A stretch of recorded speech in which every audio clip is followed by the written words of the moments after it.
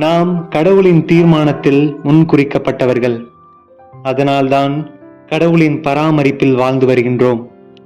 மனிதன் அந்தஸ்தை பார்க்கின்றான், ஆனால் கடவுள் ஒவ்வொருவரின் உள்ளத்தையும் ஆய்ந்தறிகிறார். கடைநிலையில் உள்ளவர்களை, கண்டு கொள்ளப்படாதவர்களை, சாதாரணமானவர்களை கொண்டு அசாதாரண பெரிய காரியங்களை செய்து வருகின்றார்.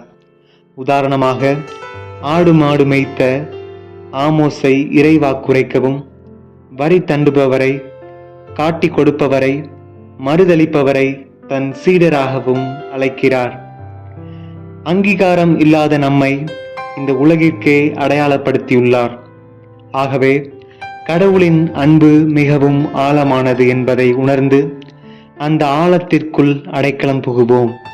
மேலும் கடவுளின் பெயரால் நாமும் பல வல்ல செயல்கள் புரிய அருள் வரம் கேட்போம்.